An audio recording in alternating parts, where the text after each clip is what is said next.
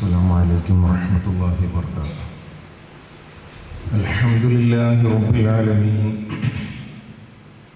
نحمده ونستعينه ونستغفره ونستهديه ونؤمن به ونتوكل عليه، ونعوذ بالله من شرور أنفسنا ومن سيئات أعمالنا، من يهده الله فلا مضل له ومن يضلله فلا هادي له، وأشهد أن لا إله إلا الله وحده لا شريك له، وأشهد أن محمدا عبده ورسوله أرسله بالهدى ودين الحق ليظهره على الدين كله ولو كره المشركون.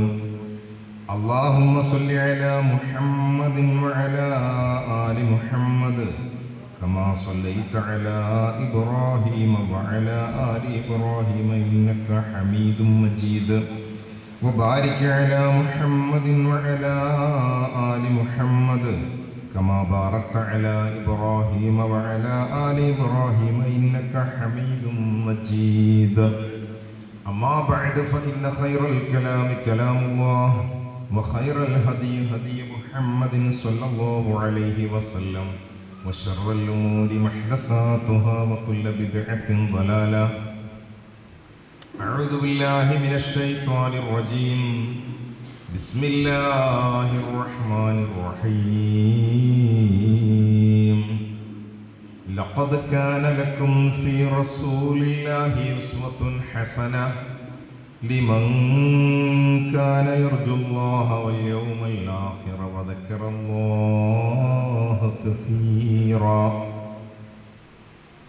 ബഹുമാന്യരായ വേദിയിലിരിക്കുന്ന വിശിഷ്ട വ്യക്തിത്വങ്ങളെ, നല്ലവരായ സഹോദരി സഹോദരന്മാരെ, ലോകത്തിൻ്റെ എല്ലാ ഭാഗത്തു നിന്നും ഈ ശബ്ദം ശ്രവിക്കുന്ന ശ്രോതാക്കളെ,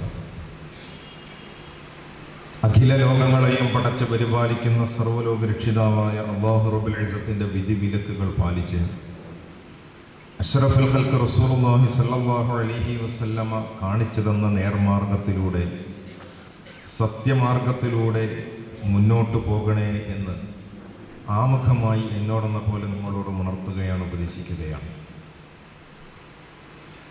പടച്ച തമ്പുരാൻ മാനവിക ലോകത്തിന് അവൻ്റെ ജീവിതത്തിൻ്റെ നിയമനിർദ്ദേശങ്ങളടങ്ങുന്ന സംവിധാനമായി പൂർത്തീകരിച്ചു തന്ന മതമാണ് ഇസ്ലാം. ലക്ഷക്കണക്കിന് പ്രവാചകന്മാരിലൂടെ അവസാനം മുഹമ്മദ് നബി സല്ലല്ലാഹു അലൈഹി വസല്ലമയിലൂടെ പൂർത്തീകരിച്ചു തന്ന ഉന്നതമായ, തുല്യതയില്ലാത്ത, ഒരു നിലക്കും കിടപിടിക്കുന്ന മറ്റൊരു ദർശനവുമില്ലാത്ത ഒരു മതമാണ് ഇസ്ലാം.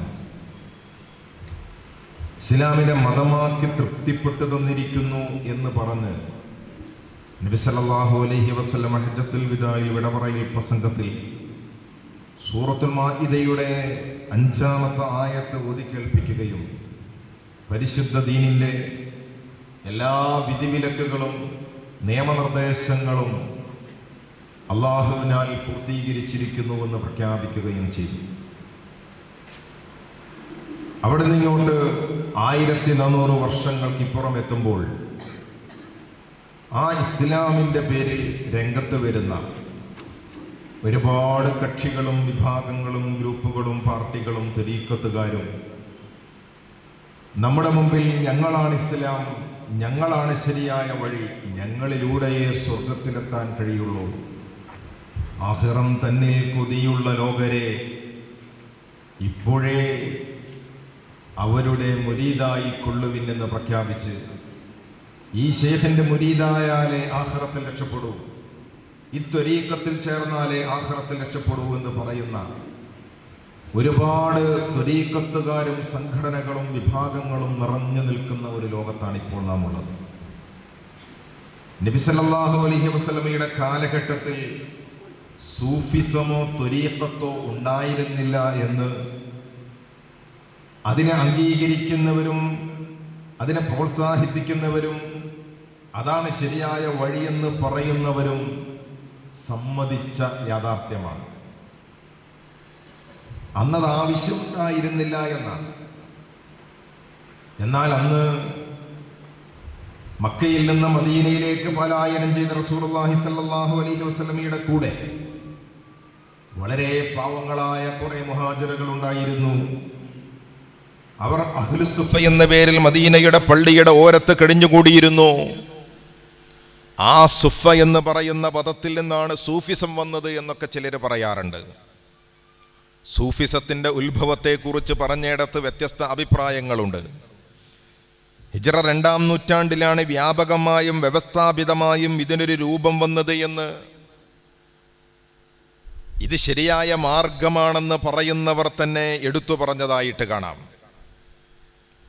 ത്വരീഖത്തിന്റെ മാർഗം വിശദീകരിച്ചുകൊണ്ട് ഒരുപാട് പുസ്തകങ്ങൾ കേരളത്തിൽ ഇറങ്ങിയിട്ടുണ്ട്. നേരത്തെ ഇവിടെ സൂചിപ്പിച്ചതുപോലെ ആഗോളതലത്തിൽ തന്നെ ഈ വിഷയങ്ങൾ പല ആൾ ദൈവങ്ങളെയും സൃഷ്ടിക്കുന്ന രൂപത്തിലേക്ക് ഒരു കാലഘട്ടത്തിൽ എത്തിച്ചേർന്നിരുന്നു. അന്ധവിശ്വാസങ്ങൾക്കെതിരെ നവോത്ഥാന മുന്നേറ്റം എന്ന പ്രമേയത്തിൻ്റെ ഭാഗമായി മുഖാമുഖം സംഘടിപ്പിക്കുമ്പോൾ എന്താണതിൻ്റെ പ്രസക്തി എന്നുകൂടി ബോധ്യപ്പെടുത്തേണ്ടതുണ്ട്. ഒരു പരിധിവരെ അന്ധവിശ്വാസം ഉത്ഭവിക്കുന്നത് ഇത്തരം ത്വരീഖത്തിലൂടെയും ശേഖന്മാരിലൂടെയുമാണ്. കാരണം ഞാൻ ഓതിവച്ച ആയത്തിൽ പരിശുദ്ധ ഖുർആനിൽ പഠിപ്പിച്ചതുപോലെ നബി സല്ലല്ലാഹു അലൈഹി വസല്ലമയുടെ മാതൃകയാണ് വിശ്വാസികൾ പിൻപറ്റേണ്ടത് എങ്കിൽ സൂഫിസത്തിലും ത്വരീഖത്തിലേക്കും എത്തുമ്പോൾ അവിടെ വിഷയവും ആശയവും മാറുകയാണ്. അവിടെ ശേഖ് എന്ത് പറയുന്നു അതാണ് അവസാനത്തെ വാക്ക്. ശേഖ് പറഞ്ഞതൊക്കെ വിശ്വാസകാര്യമായി മാറുന്നു. ശേഖ് പറഞ്ഞ പുതിയ കാര്യങ്ങൾ ആചാരപരമായി മാറുന്നു. ശേഖ് ജീവിച്ചിരിക്കുമ്പോഴും മരിക്കുമ്പോഴും തന്നെ നിയന്ത്രിക്കുന്നുവെന്ന് ചിന്തിക്കുന്നു. ജീവിച്ചിരിക്കുന്ന ശേഖിന്റെ നിയന്ത്രണം പോലെ തന്നെ മരിച്ചാലും ശേഖിന്റെ അടുത്തേക്ക് പോകുന്ന ആളുകൾ ഉണ്ടാകുന്നു. അങ്ങനെ ഒരുപാട് ത്വരീഖത്തുകൾ. ഇതിൻ്റെ ഉത്ഭവത്തെ പറ്റി പറഞ്ഞിടത്ത് നമുക്ക് കാണാം, ഇസ്ലാമിക ലോകത്ത് റസൂലുള്ളാഹി സ്വല്ലല്ലാഹു അലൈഹി വസല്ലമ പറഞ്ഞു പഠിപ്പിച്ച സ്വഹാബികൾ ആ ദീൻ കൃത്യമായി മനസ്സിലാക്കിയപ്പോൾ അവർക്ക് ദുനിയാവ് എന്ന് പറയുന്നത് പരലോകത്തേക്കുള്ള വിഭവം സമാഹരിക്കാനുള്ള ഒരു വേദിയായിരുന്നു. ഭൗതികമായി അവർ ആർത്തിയുള്ളവരായിരുന്നില്ല. അവരവരുടെ ജീവിതത്തിന് ആവശ്യമുള്ളത് സമ്പാദിക്കുകയും ദീനിനു വേണ്ടി ചെലവഴിക്കുകയും ആർത്തിയുടെയും ആഡംബരത്തിൻ്റെയും മേഖലയിൽ നിന്ന് മാറി നിൽക്കുകയും സമ്പൂർണ്ണ സംതൃപ്തരായി മതത്തിൻ്റെ ആളുകളായി, മുത്തഖികളായി, മുവഹിദകളായി, സ്വാലിഹീങ്ങളായി ജീവിക്കുകയും ചെയ്തു. പക്ഷെ പിൽക്കാലഘട്ടത്തിൽ മുസ്ലിങ്ങൾ എന്ന് പറയുന്നവർ തന്നെ അത്യാർത്തിയുള്ളവരും ആഡംബരപ്രിയരും സമ്പത്തിനോടുള്ള അമിതമായ താല്പര്യവുമുള്ള ആളുകളായി മാറിയപ്പോൾ അവിടെ മുതലാണ് തസവുഫിൻ്റെ ഉത്ഭവം എന്ന് പറഞ്ഞ ആളുകളുണ്ട്. അവിടെ ഇബ്രാഹിം ഇബ്നു അദ്ഹമിനെ പരിചയപ്പെടുത്തിയവർ, ഹസൻ അൽ ബസരിയെ പരിചയപ്പെടുത്തിയവർ, ത്വരീഖത്തിൻ്റെ അങ്ങേയറ്റത്തെത്തുമ്പോൾ അലി റളിയല്ലാഹു അൻഹുവിനെ പരിചയപ്പെടുത്തുന്നവർ, അങ്ങനെ പല രൂപത്തിലും ഇതിനെ വിശദീകരിച്ചിട്ടുണ്ട്. പക്ഷേ ഏതായിരുന്നാലും മുസ്ലിങ്ങൾക്കിടയിലുള്ള കക്ഷിത്തങ്ങൾ ഉണ്ടാക്കുന്ന വിഷയത്തിൽ ലോകത്തേറ്റവും കൂടുതൽ പങ്ക് വഹിച്ചിട്ടുള്ള ഷിയ വിഭാഗം, ഷിയഅത്തു അലി എന്ന പേരിൽ അറിയപ്പെടുന്ന ഷിയ വിഭാഗം, ഇന്നൊരുപാട് ഗ്രൂപ്പുകളായി കിടക്കുന്ന ആ വിഭാഗത്തിൻ്റെ പ്രവർത്തനങ്ങളാണ് ഇതിൻ്റെ അസ്ഥിവാരമിട്ടത് എന്നതിൽ ഒരു സംശയവും ഇല്ല. കാരണം എല്ലാ ത്വരീഖത്തുകാരും പറയുന്ന ഒരു കാര്യമുണ്ട്. എന്താണത്? ത്വരീഖത്തിൻ്റെ വഴി എന്ന് പറയുന്നത് ബാത്തിനിയായ ഇൽമിൻ്റെ വഴിയാണ്. സാധാരണക്കാരായ ആളുകൾ ലാഹിരിയായ ഇൽമുമായി ബന്ധപ്പെട്ട് ജീവിച്ചാൽ മതി. അറിവ് രണ്ട് രൂപത്തിലുണ്ട്. ഒന്ന് പ്രത്യക്ഷമായതും പരോക്ഷമായതും. രണ്ടാമത്തത് പരോക്ഷമായത്. പ്രത്യക്ഷമായ അറിവുമായി ബന്ധപ്പെട്ട് സാധാരണക്കാർ ജീവിച്ചാൽ മതി. നബി സല്ലല്ലാഹു അലൈഹി വസല്ലമ പറഞ്ഞു തന്ന കാര്യങ്ങളൊക്കെ അങ്ങനെ തന്നെയാണ്. പക്ഷേ പരോക്ഷമായ അറിവ് അലി റളിയല്ലാഹു അൻഹുവിൻ്റെ കയ്യിലായിരുന്നു എന്ന് വാദമുള്ള ത്വരീഖത്തുകാരുണ്ട്. അലി റളിയല്ലാഹു അൻഹുവിലൂടെയാണ് ലോകത്ത് ഈ ത്വരീഖത്തിൻ്റെ ഉത്ഭവമുണ്ടായത് എന്നും അങ്ങനെ അവരിലൂടെ പിന്നീട് ഒരുപാട് ശേഖന്മാരിലൂടെ കൈമാറി വരികയാണ് ആന്തരികമായ വിജ്ഞാനമെന്നും ഇതുമായി ബന്ധപ്പെട്ട് സൂചിപ്പിച്ച ഗ്രന്ഥങ്ങളിൽ നമുക്ക് കാണാം. ഇതിൻ്റെ അപകടം എവിടെയെന്ന് ചോദിച്ചാൽ നബി സല്ലല്ലാഹു അലൈഹി വസല്ലമ പഠിപ്പിച്ച ദീൻ വളരെ സാധാരണക്കാർക്കും പണക്കാർക്കും പാവപ്പെട്ടവർക്കും അധികാരത്തിലുള്ളവർക്കും നിയമപാലകർക്കും കൂലിത്തൊഴിലാളികൾക്കും ബുദ്ധിയുടെ വിഷയത്തിൽ ആവറേജ് ഉള്ളവർക്കും തീരെ ബുദ്ധിയില്ലാത്തവർക്കും നല്ല ബുദ്ധിയുള്ളവർക്കും ലോകത്തുള്ള സകല മനുഷ്യർക്കും കൊണ്ടു നടക്കാൻ പറ്റുന്ന മാനവികവും മാനുഷികവുമായ മതമാണ്. അതിൻ്റെ വിജ്ഞാനങ്ങളും അതിൻ്റെ ആചാരങ്ങളും അതിൻ്റെ അനുഷ്ഠാനങ്ങളും ദുർഗ്രാഹ്യത നിറഞ്ഞതായിരുന്നില്ല. ഏത് കൊച്ചുകുട്ടിക്കും മനസ്സിലാക്കുന്ന തൗഹീദ്, ഏത് കൊച്ചുകുട്ടിക്കും മനസ്സിലാകുന്ന രൂപത്തിലുള്ള മതത്തിൻ്റെ നിയമനിർദ്ദേശങ്ങൾ, മരിക്കുന്നത് വരെ മനസ്സമാധാനത്തോടെ ജീവിക്കുവാനുള്ള വിശ്വാസകാര്യങ്ങൾ, ഇങ്ങനെ സുന്ദരവും ലളിതവുമായിരുന്നു മതം. പക്ഷേ ഇവ സൂഫിസത്തിൻ്റെ കൈകളിലേക്കും ത്വരീഖത്തുകാരുടെ കൈകളിലേക്കും എത്തിയപ്പോൾ മതമെന്ന് പറയുന്നത് നിങ്ങൾക്കൊന്നും മനസ്സിലാകാത്ത കുറേ സാധനമാണ്. പടച്ചോൻ എന്ന് പറയുന്നത് നിങ്ങൾക്ക് മനസ്സിലാകാത്ത കാര്യമാണ്. മതത്തിൻ്റെ ആചാരാനുഷ്ഠാനങ്ങളൊന്നും നമുക്ക് കൃത്യമായി മനസ്സിലാക്കാത്ത സംഗതിയാണ്. അങ്ങനെ ദുർഗ്രാഹ്യതയുടെ ഒരു വലിയ പർവ്വതത്തിൻ്റെ അപ്പുറത്തേക്ക് മാറി നിന്ന് എന്തൊക്കെയോ നിഴലാട്ടങ്ങൾ കാണിക്കുന്ന രൂപത്തിലാണ് സൂഫിസവും ത്വരീഖത്തും പിന്നീടെത്തിയത്. അവിടെ നമ്മൾ മാത്സര്യങ്ങൾ കാണുന്നു. അവിടെ ഷെയ്ഖും മുരീദും തമ്മിലുള്ള ആത്മബന്ധത്തോടൊപ്പം രണ്ട് ഷെയ്ഖന്മാർക്കിടയിലുള്ള വ്യത്യസ്തങ്ങളായ അഭിപ്രായങ്ങളും മാത്സര്യങ്ങളും കാണുന്നു. മുരീദന്മാർ തങ്ങളുടെ ഷെയ്ഖന്മാരെ പുകഴ്ത്തി പറയുകയും ഈ വഴി മാത്രമാണ് ശരിയെന്ന് പറയുന്ന ലൈനും നമ്മൾ കാണുന്നു. ഇങ്ങനെ പരസ്പരം പോരടിക്കുന്ന രംഗം നമ്മൾ കാണുന്നു. നബി സല്ലല്ലാഹു അലൈഹി വസല്ലമ പഠിപ്പിച്ച ദീനിൽ ഒരിടത്തും ഒരു മുറബ്ബിയായ ഷെയ്ഖ് ഉണ്ടെങ്കിലേ, നിങ്ങളെ വഴി നടത്തുന്ന ഒരു മുറബ്ബിയായ ഷെയ്ഖ് ഉണ്ടെങ്കിലേ നിങ്ങളുടെ ദീൻ പൂർത്തിയാവൂ എന്നവിടെയും പറഞ്ഞിട്ടില്ല. അങ്ങനെ പറയാത്തിടത്തോളം കാലം ഒരു ഷെയ്ഖിൻ്റെ കീഴിലാണ് നമ്മൾ ജീവിക്കേണ്ടത് എന്ന് നമ്മൾ തീരുമാനിക്കേണ്ടതില്ല. നമുക്ക് ജ്ഞാനം ലഭിക്കുവാനും ഇൽമ് ലഭിക്കുവാനും ആരോടും ചോദിക്കാം. ആ അറിവിൻ്റെ സ്രോതസ് പരിശുദ്ധ ഖുർആനായിരിക്കണം, നബി സല്ലല്ലാഹു അലൈഹി വസല്ലമയുടെ സുന്നത്തായിരിക്കണം. റസൂലുള്ളാഹി സല്ലല്ലാഹു അലൈഹി വസല്ലമ തൻ്റെ പറയൽ പ്രസംഗത്തിൽ അവസാനിപ്പിച്ചത് അവിടെ നിന്ന് പറഞ്ഞിട്ടുള്ളത്, ഞാൻ നിങ്ങളിൽ നിന്ന് പോയാലും, ഞാൻ നിങ്ങളിൽ നിന്ന് വിട പറഞ്ഞു പോയാലും ലൻ തളില്ലൂ, നിങ്ങൾ പടച്ചു പോകാതിരിക്കാൻ, വഴിതെറ്റിപ്പോകാതിരിക്കാൻ നിങ്ങളിലേക്ക് ഞാൻ വിട്ടേച്ചു പോകുന്നത് രണ്ട് കാര്യമാണ്. ഒന്ന് അല്ലാഹുവിൻ്റെ ഗ്രന്ഥം, മറ്റൊന്ന് വസുന്നത്തു റസൂലില്ലാ, നബി സല്ലല്ലാഹു അലൈഹി വസല്ലമയുടെ സുന്നത്ത്. ഇത് രണ്ടും നിങ്ങളുടെ കൈകളിലുള്ള കാലത്തോളം, ഇത് രണ്ടും നിങ്ങൾ മുറുകെ പിടിക്കുന്ന കാലത്തോളം, ഇതിൻ്റെ അടിസ്ഥാനത്തിൽ നിങ്ങൾ ജീവിക്കുന്ന കാലത്തോളം നിങ്ങൾ പിഴച്ചു പോവുകയില്ല. ഏത് ഷെയ്ഖ് പറഞ്ഞാലും, ഏത് ഉസ്താദ് പറഞ്ഞാലും, ഏത് മൗലവി പറഞ്ഞാലും അവർ പറഞ്ഞത് അല്ലാഹുവിൻ്റെ ഖുർആനിൻ്റെ അടിസ്ഥാനത്തിലാണോ, സ്വഹീഹായ ഹദീസിൻ്റെ അടിസ്ഥാനത്തിലാണോ, മുത്തു മുസ്തഫ സല്ലല്ലാഹു അലൈഹി വസല്ലമ പറഞ്ഞ വചനത്തിൻ്റെ അടിസ്ഥാനത്തിലാണോ എങ്കിൽ അത് സ്വീകരിക്കാം, നിങ്ങൾ പിഴച്ചു പോവില്ലെന്ന് നബി സല്ലല്ലാഹു അലൈഹി വസല്ലമ പഠിപ്പിച്ചു. ഖിയാമത്ത് നാൾ വരെയുള്ള വിശ്വാസികൾ അതങ്ങനെ തന്നെ സ്വീകരിക്കുകയും മുറുകെ പിടിക്കുകയും ആര് എന്ത് കാര്യം പറഞ്ഞാലും ഇതിൻ്റെ അടിസ്ഥാനത്തിനാണെങ്കിൽ സ്വീകരിക്കാം എന്നാണ് നമ്മൾ മനസ്സിലാക്കുന്നത്. എന്നാൽ ത്വരീഖത്തിലെത്തുമ്പോൾ വിഷയം മാറുന്നു. അവിടെ എന്താ സംഭവിക്കുന്നത്? അവിടെ യഥാർത്ഥത്തിൽ ഷെയ്ഖിന് ഇൽഹാമുണ്ടാകുമെന്നാണ്. ആ ഇൽഹാമിലൂടെയാണ് ആളുകൾക്ക് പലതും പറഞ്ഞു കൊടുക്കുന്നത്. അല്ലാഹു സുബ്ഹാനഹു വ തആല, അല്ലാഹു മനുഷ്യർക്ക് വേണ്ടി വഴി കാണിച്ചിട്ടുള്ള വഹി ഇറക്കിയിട്ടുള്ളത് പ്രവാചകന്മാരിലൂടെയാണ്. പക്ഷേ ആ പ്രവാചകന്മാർ അവസാനിച്ചതോടുകൂടി വഹിയിൻ്റെ പരമ്പര അവസാനിച്ചു. ഇനി അല്ലാഹുവിൽ നിന്നുള്ള വിജ്ഞാനം വഹിയിലൂടെ ലഭിക്കാനില്ല.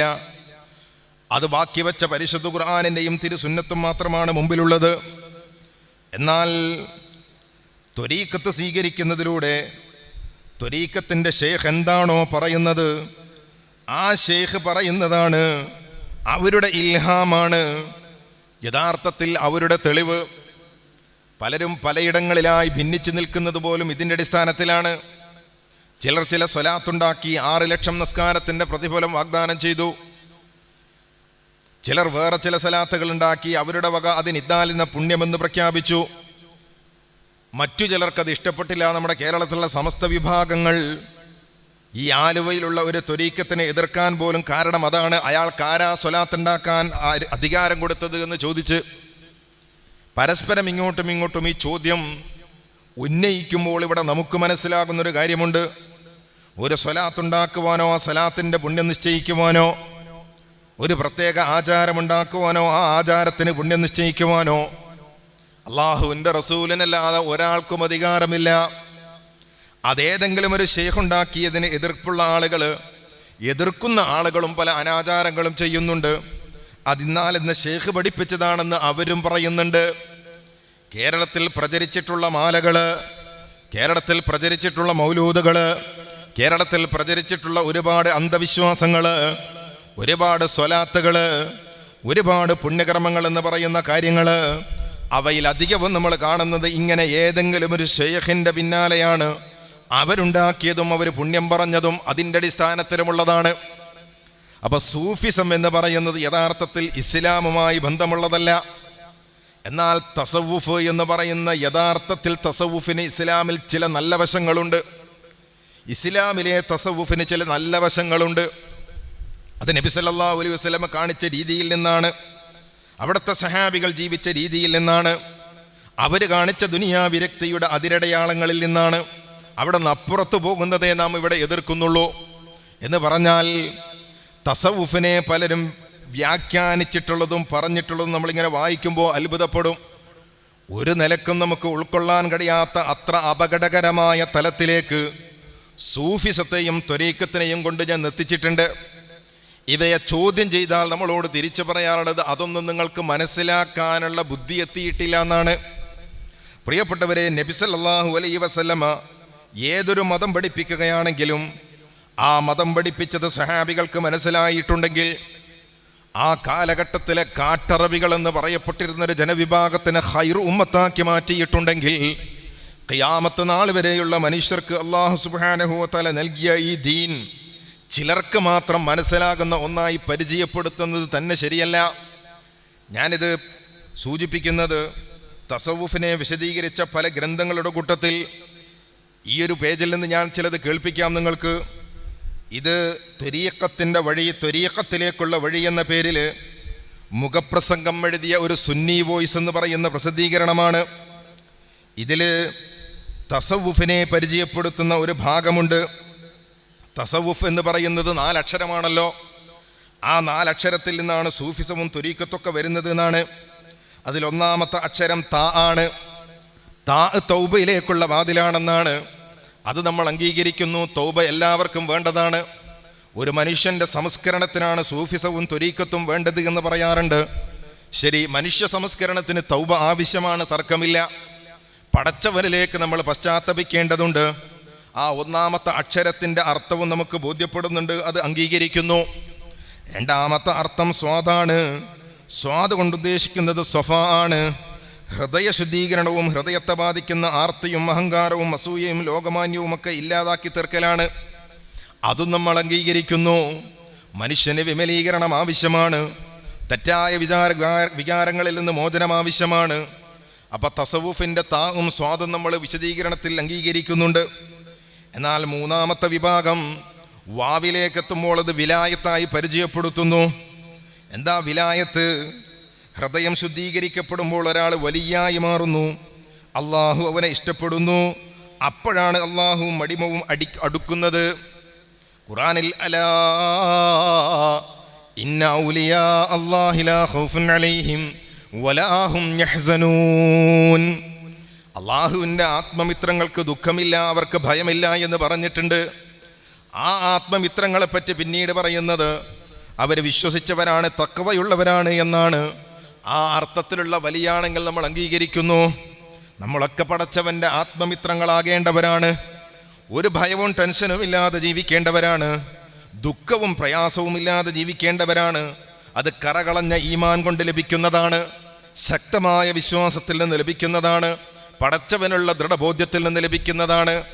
അതേ വശത്തിൽ വലിയെന്ന് പറഞ്ഞാൽ അതൊരു പ്രത്യേക പദവിയാണെന്നും വലിയുള്ളവന് ലോകം അല്ലാഹു ഈ ലോകത്തെ ഏൽപ്പിച്ചു കൊടുത്തിട്ടുണ്ടെന്നും അങ്ങനെ ഔലിയാക്കൾ ഈ ലോകത്തെ നിയന്ത്രിക്കുന്നുണ്ടെന്നും അങ്ങനെ ലോകത്ത് പല ഭാഗത്തും ഔലിയാക്കളുടെ ശൂറ കൂടുന്നുണ്ടെന്നും ഇങ്ങനെയൊക്കെ ത്വരീഖത്തിൽ ഒരുപാട് അന്ധവിശ്വാസങ്ങളുണ്ട്. അതിലേക്കൊന്നും ഒരിക്കലും ഇസ്ലാം അംഗീകരിക്കുന്ന ഒരു പ്രമാണവുമില്ലാത്തത് കൊണ്ട് നമ്മൾ തള്ളിക്കളയുന്നു. ഇനി ഏറ്റവും അപകടകരമായ അവസ്ഥ 4ാമത്തെ വിഷയമെത്തുമ്പോഴാണ്, ഫായിലേക്ക് എത്തുമ്പോഴാണ്. കാരണം ഫാ എത്തുമ്പോൾ ഫനാ എന്ന പദമാണ് അർത്ഥമാക്കുന്നതത്രേ. സുന്നി വോയിസിൽ പറയുന്നു എന്ത്? ഫനാ എന്ന് വിലയം പ്രാപിക്കൽ, അള്ളാഹുവിൻ്റെ യഥാർത്ഥ വലിയായവൻ, പിന്നെ അവന് അള്ളാഹു മതി. ലാ മൗജൂദ ഇല്ലല്ലാ, യഥാർത്ഥത്തിൽ ഉള്ളത് അള്ളാഹു മാത്രമാണ്, മറ്റെല്ലാം നശിച്ചു പോകും. നശ്വരമായതിനെ കൈവെടിഞ്ഞ് അനശ്വരതയെ പ്രേമിക്കുമ്പോഴുള്ള ആ സുഖത്തിൽ സൂഫികൾ വിലയം പ്രാപിക്കുന്നു. എന്താ ലാ മൗജൂദ ഇല്ലല്ലാ എന്ന് പറഞ്ഞാൽ? അള്ളാഹു അല്ലാതെ മറ്റൊന്നും ഉള്ളതായിട്ടില്ല. അതിനാണ് വഹ്ദത്തുൽ വുജൂദ് എന്ന് പറയുന്നത്, അദ്വൈതം എന്ന് പറയുന്നത്. അള്ളാഹു അല്ലാത്ത മറ്റൊന്നുമില്ല, അള്ളാഹു അല്ലാത്ത ലോകത്ത് വേറൊന്നുമില്ല. ഇത് കൃത്യമായി പലയിടങ്ങളിലും ഈ ത്വരീഖത്തിൻ്റെ ആളുകൾ വിശദീകരിച്ചിട്ടുണ്ട്. എൻ്റെ കയ്യിലിരിക്കുന്നത് ശൈഖുന ഖുത്ബുസ്സമാൻ ഫരീദ് ബാവയുടെ വഹദത്തുമാല വ്യാഖ്യാനം എന്ന് പറയുന്ന ഗ്രന്ഥമാണ്. ഇതിൽ ഒരുപാട് സ്ഥലങ്ങളിൽ അള്ളാഹു ആകണം നമ്മൾ എന്ന് പറയുന്നുണ്ട്. നമ്മളൊക്കെ അള്ളയാകണം എന്നാണ്. അള്ളയല്ലാതെ വേറൊന്നും ലോകത്തില്ല എന്നാണ്. ത്വരീഖത്തിലൂടെ കടന്നു പോകുന്ന ഒരാളുടെ അവസാനത്തെ മർത്തബ ഫന ആണെന്നാണ്. ഫനായിലെത്തിക്കഴിഞ്ഞാൽ അവൻ അള്ളാഹുവിൽ വിലയം പ്രാപിച്ചുവെന്നാണ്. അങ്ങനെ ലോകത്ത് പടച്ചോനല്ലാത്ത വേറാരും ഇല്ല എന്ന രൂപത്തിൽ പരിചയപ്പെടുത്തപ്പെടുന്നു. നബി സല്ലല്ലാഹു അലൈഹി വസല്ലമ പോലും അള്ളയാണെന്നാണ്. ആദി മുതൽ അവസാനം വരേക്കും ആ ഒന്നു തന്നെ കമാലായുദിക്കും. ആദിയൊളിവായി അതു താൻ വെളിവായി, അതു പിന്നെ ആദമായി വന്നു വെളിവായി. അംബിയ ഔലിയ ആയി വന്ന് അവസാനം മക്കത്തതു തന്നെ വന്ന് എന്ന് പറഞ്ഞാൽ, ത്വരീഖത്തിലൂടെ കടന്നു പോകുന്ന ഒരാൾ ഫനായിലെത്തുമ്പോൾ അവൻ അള്ളാഹുവിൽ വിലയം പ്രാപിക്കുക എന്ന് പറഞ്ഞാൽ ലോകത്ത് അള്ളയല്ലാതെ പിന്നെ വേറൊന്നുണ്ടാവില്ല. മക്കത്ത് വന്നതും അള്ളയാണ്, ആദ്യം ഒളിവായി വന്നതും അള്ളയാണ്, ആദം അലൈഹിസ്സലാമായി വന്നതും അള്ളയാണ്. ലോകത്ത് പടച്ചോനല്ലാത്ത വേറൊന്നും ഉണ്ടാവില്ല എന്നാ പറഞ്ഞത്. എത്രത്തോളം എഴുതിയെന്നറിയുമോ നിങ്ങൾക്കിതിൽ? ഇവിടെ മഹാന്മാരായ ഔലിയാക്കളെ വിളിച്ച് പ്രാർത്ഥിക്കുന്ന ആളുകളുണ്ടല്ലോ, ആ പ്രാർത്ഥനയെ നമ്മൾ എതിർക്കുമ്പോൾ അത് അള്ളാഹുവും ഔലിയാക്കളും രണ്ടാണെന്ന് ചിന്തിക്കുന്നത് കൊണ്ടാണ് നിങ്ങൾ എതിർക്കുന്നത് എന്നാണ് ഇതിൽ പറയുന്നുണ്ട്. ബഖ എന്ന അനശ്വരതയിലേക്ക് പുനരുദ്ധാനം ചെയ്യുന്ന മനുഷ്യൻ സമ്പൂർണ്ണ മനുഷ്യനായി കഴിഞ്ഞു. അയാളാണ് ഇൻസാനുൽ കാമിൽ എന്ന് പറയുന്ന വിരാട് പുരുഷൻ. അള്ളാഹുവിൻ്റെ ദർപ്പണമായി അയാൾ മാറുന്നു. അയാളെ വിളിച്ചാൽ അള്ളാഹു വിളി കേൾക്കും, അള്ളാനെ വിളിച്ചാൽ അയാൾ വിളി കേൾക്കും. അതാണ് ഗൗസുൽ പറഞ്ഞത്, വല്ലേ നിലത്തീന്നും എന്നെ വിളിപ്പോർക്ക് വായ്കൂടാതുത്തീരം നൽകും ഞാനെന്നോവർ. അള്ളാനെ വിളിച്ചാൽ ഗൗസുൽ വിളി കേൾക്കുന്നതാണ്, ഗൗസുൽ ഔലമിനെ വിളിച്ചാൽ അള്ളയും വിളി കേൾക്കുന്നതാണ്. അപ്പം ത്വരീഖത്തിൻ്റെ ഏറ്റവും അവസാന ഭാഗത്തെത്തുമ്പോൾ ഒരു മനുഷ്യൻ ഒരിക്കലും ഉൾക്കൊള്ളാൻ പറ്റാത്ത രൂപത്തിലുള്ള അനശ്വരത അദ്വൈതവാദത്തിലേക്കാണ് എത്തുന്നത്. ഇത് കള്ളമാണെന്ന് പറയുന്നവരും ഈ ത്വരീഖത്തിനെ മറ്റു ത്വരീഖത്തുകളെ വിമർശിക്കുന്നവരും നല്ല ത്വരീഖത്തുണ്ടെന്ന് പറയുന്നവരുമൊക്കെ അംഗീകരിക്കുന്ന കാര്യമാണ്. ഞാൻ നേരത്തെ പറഞ്ഞല്ലോ, ഈ സുന്നി വോയിസ് എന്ന് പറയുന്ന പ്രസിദ്ധീകരണത്തിലും ത്വരീഖത്തിൻ്റെ ഈ അവസ്ഥയെ പറ്റി വിശദീകരിക്കുന്നുണ്ട്. എന്ന് പറഞ്ഞാൽ തസവുഫിൻ്റെ ഉള്ളടക്കമെന്ന് പറയുന്ന ഈ ലേഖനത്തിൽ കാണാം, തിരുനബി സല്ലല്ലാഹു അലൈഹി വസല്ലം ഒരിക്കൽ അലി റളിയല്ലാഹു അൻഹുവിനോട് ചോദിച്ചു, അള്ളാഹുവിനെ പറ്റിയുള്ള നിന്റെ വീക്ഷണം എന്താണ്? അലി റളിയല്ലാഹു അൻഹു പറഞ്ഞു, ഞാൻ അള്ളാഹുവിനെ അല്ലാതെ മറ്റൊന്നും കണ്ടിട്ടില്ല. മാ റഅയ്തു ശൈഅൻ ഇല്ലാ റഅയ്തുല്ലാഹ്, ഞാൻ അള്ളാഹനെ മാത്രമേ കാണുന്നുള്ളൂ, അല്ലാതെ ലോകത്ത് വേറൊന്നുമില്ലാന്ന് അലി റളിയല്ലാഹു അൻഹു പറഞ്ഞു അത്രേ. അങ്ങനെ പറഞ്ഞിട്ടില്ല, അങ്ങനെയൊരു അദ്വൈതവാദം അലി റളിയല്ലാഹു അൻഹു പറഞ്ഞിട്ടില്ല. എന്നിട്ട് ഇതിലിങ്ങനെ അവസാനം വഹദത്തുൽ വുജൂദും അദ്വൈതവും എന്ന പേരിൽ സൂഫിസത്തിൻ്റെ ചരിത്രം പരതുമ്പോൾ ഏറെ വിമർശനങ്ങൾ നേരിട്ട ഒരു സംജയാണിതെന്ന് കാണാം. വിശ്വദേവതാവാദത്തിൻ്റെ അദ്വൈതത്തിൻ്റെ അതേ രക്തവും മജ്ജയും മാംസവും തന്നെയാണ് സൂഫികൾ പറയുന്ന വഹദത്തുൽ വുജൂദിനും ഫനാ എന്നുമൊക്കെ ഉള്ളതെന്ന് ചില അന്തം കെട്ടവർ ധരിച്ചിട്ടുണ്ട്. നമ്മളല്ല ധരിച്ചത്. ഇതിനെ ഇങ്ങനെ വിശദീകരിച്ച ത്വരീഖത്തിൻ്റെ ആളുകളാണ്. കേരളത്തിൻ്റെ സുന്നി സാഹിത്യ തറവാട്ടിലെ കാവലാണെന്ന് പറയുന്ന ലേഖകനാണ് ഈ പറഞ്ഞ രൂപത്തിൽ ഇബ്രാഹിം നബി അലൈഹി ഇസ്ലാമിനെ തീയിൽ നിന്ന് രക്ഷപ്പെടുത്തിയെന്ന് നമ്മളൊക്കെ വിശ്വസിക്കുന്നുണ്ടല്ലോ. ആര്? അള്ളാഹുവാണ് രക്ഷപ്പെടുത്തിയത് എന്നാണ് നമ്മുടെ വിശ്വാസം. പക്ഷേ അള്ളാഹു അല്ല രക്ഷപ്പെടുത്തിയത്, റസൂലുള്ളാഹി സ്വല്ലല്ലാഹു അലൈഹി വസല്ലമയാണ് തീയിൽ നിന്ന് രക്ഷപ്പെടുത്തിയത് എന്ന് മങ്കൂസ് മൗലിദ് പറയുന്നുണ്ട്. വകാന ഫീ സുൽബി ഇബ്രാഹിമ ഹീന ഉൽഖിയ ഫിന്നാർ, അഗ്നിയിലേക്ക് എറിയപ്പെടുമ്പോൾ ഇബ്രാഹിം നബി അലൈഹി ഇസ്ലാമിൻ്റെ മുതുകിൽ മുത്തു മുസ്തഫ സ്വല്ലല്ലാഹു അലൈഹി വസല്ലമയുണ്ടായിരുന്നു.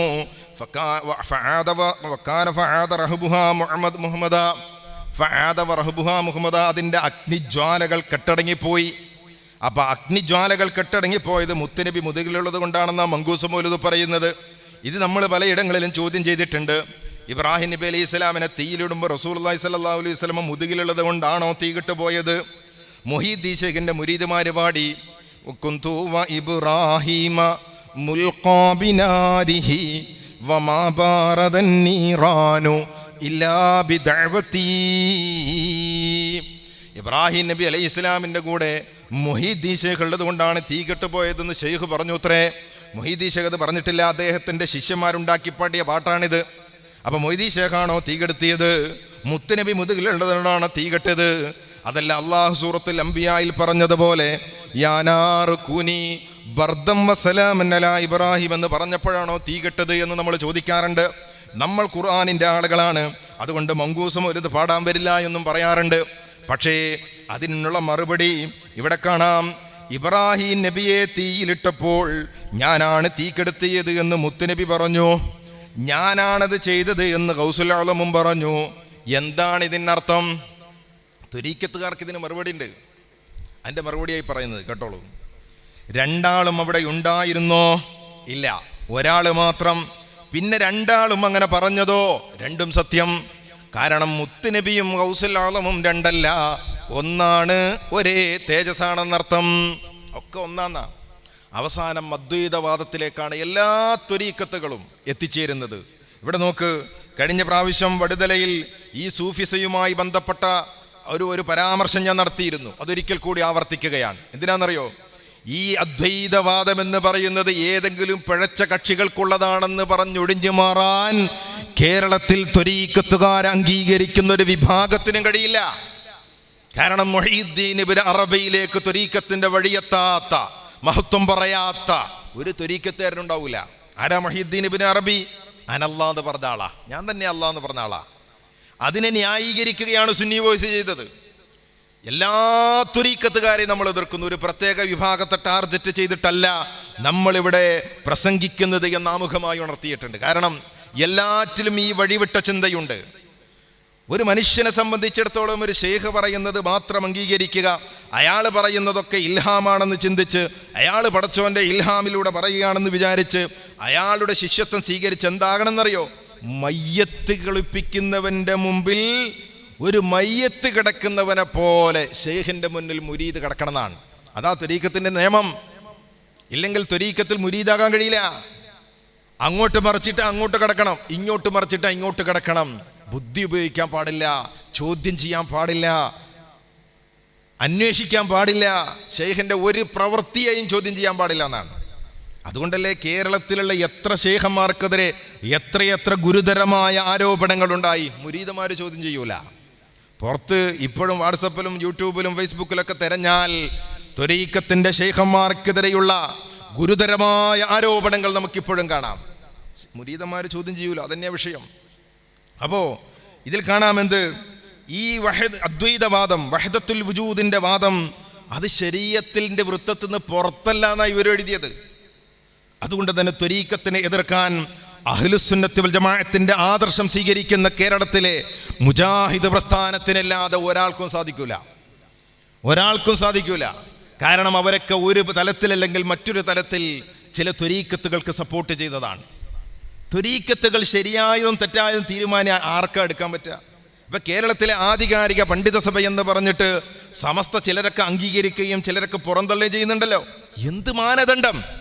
പടച്ചോൻ വഹി കൊടുക്കുന്നുണ്ടോ? ഈ ത്വരീഖത്ത് ശരിയാണ്, ഈ ത്വരീഖത്ത് തെറ്റാണെന്ന് പറഞ്ഞ് അല്ലേ? പട്ടിക്കാട് ജാമിയ നൂരിയ എന്ന് പറയുന്ന സ്ഥാപനം, ആ സ്ഥാപനം ആര് സ്ഥാപിച്ചതാ?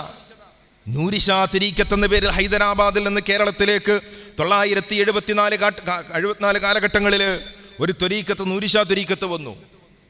അന്ന് ആ നൂരിഷയെ ബയ്യത്ത് ചെയ്തും നൂരിഷയെ പുകഴ്ത്തിയും E.K. അബൂബക്കർ മുസ്ലിയാർ തലശ്ശേരിയിൽ, ആ ചരിത്രമൊക്കെ സമസ്തയുടെ ചരിത്രം എന്ന് പറയുന്ന ഈ പുസ്തകത്തിൽ പറയുന്നുണ്ട്. E.K. അബൂബക്കർ മുസ്ലിയാർ അദ്ദേഹത്തിന് വേണ്ടി പ്രസംഗിച്ചു. അദ്ദേഹത്തിൻ്റെ ഭാഗത്തിന് ഞങ്ങൾക്കൊരു സ്ഥാപനം വേണമെന്ന് പറഞ്ഞു, ബാക്കിയാത്ത പോലെ. അങ്ങനെയാണ് പട്ടിക്കാട് ജാമിയ നൂരിയ സ്ഥാപിക്കുന്നത് എന്നാണ്. E.K. അവിടെ പ്രിൻസിപ്പളാക്കിയെന്നാണ്. കുറച്ചു കാലം കഴിഞ്ഞപ്പോൾ സമസ്ത പറഞ്ഞു, നൂരിഷാ ത്വരീഖത്ത് പിഴച്ചതാണ് എന്ന്. ശരിയാക്കാനും പഴച്ചതാക്കാനും ആരാ വഹി കൊടുക്കുന്നത്? ആരാ തീരുമാനിക്കുന്നത്? പ്രിയപ്പെട്ടവരെ, ഓരോ ത്വരീഖത്തിനും അതിൻ്റെതായ പിഴവുകളുണ്ട്. അപ്പം ഞാനിത് വായിച്ചു കേൾപ്പിക്കാം. അദ്വൈതം എന്ന് പറയുന്നത് എല്ലാ ത്വരീഖത്തിൻ്റെയും അവസാനം ചെന്നെത്തിച്ചേരുന്നത് ഒന്നുകിൽ ഇതുപോലെയുള്ള ഹല്ലാജിലേക്കോ ജുനൈദുൽ ബഗ്ദാദിയിലേക്കോ ഇബ്നു അറബിയിലേക്കോ ഒക്കെ തന്നെയാണ്. ഇവരൊക്കെ ഈ അവസാനം ഗ്രീക്ക് ഫിലോസഫിയുടെയും അന്ന് നിലനിൽക്കുന്ന തെറ്റായ ചിന്താഗതിയുടെയും സ്വാധീനവും ഇസ്ലാമിൻ്റെ തസവുഫിൻ്റെ ചില ഭാഗങ്ങളെയും ചേർത്തിണക്കി ഒരു പ്രത്യേക ചിന്താഗതികൾ വെച്ച് പുലർത്തിയവരായിരുന്നു. ഇതിൽ നിന്ന് ഞാൻ നിങ്ങളെ വായിച്ച് കേൾപ്പിച്ചു തരാം. എന്താണിത്? ശരീഅത്തിൻ്റെ അളവുകോല് കൊണ്ട് അളന്നു നോക്കിയിട്ടാണ് ഒരാൾ യഥാർത്ഥ സൂഫിയാണോ എന്ന് വിലയിരുത്തുന്നത്. ശരീഅത്തിന് വിരുദ്ധമായി പ്രവർത്തിക്കാത്ത മൻസൂർ ഹല്ലാജ് എന്ന ദിവ്യാനുരാഗിയിൽ നിന്ന് ഉതിർന്നു വീണ അനൽ ഹക്ക്.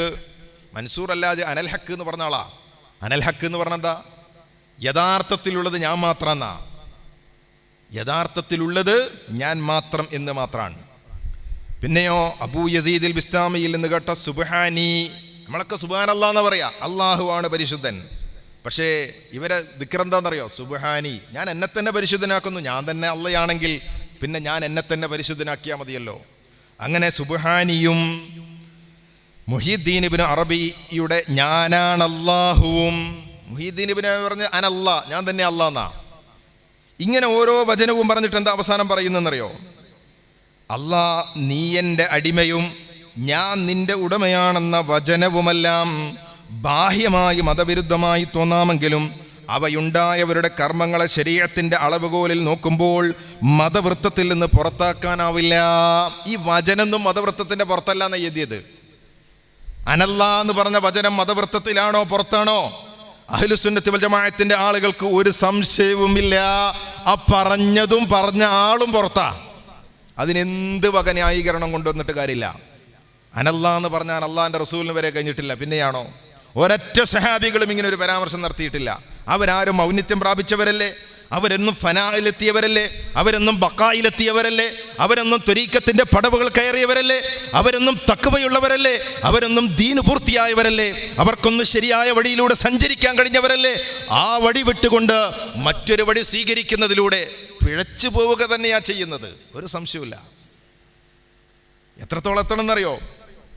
ഈ ഫരീദ് ബാവയുടെ ത്വരീഖത്തിനെ വിശദീകരിച്ചുകൊണ്ട് നീ അള്ളയാകണം എന്ന് തന്നെയാ പറയുന്നത്. ആരാകണം? നീ അള്ളയാകണം. നീ അല്ലാഹുവിനെ കൊണ്ട് ജനിച്ച് നീ അവനായാൽ നീ അപ്പോൾ ജയിച്ചു. ഫനാ പ്രാപിച്ച ശേഷം നീ വീണ്ടും ജനിക്കണമെന്നാണ് ശൈഖുന പറയുന്നത്. ആ ജനനം അള്ളാഹുവിനെ കൊണ്ടാവുകയും വേണം.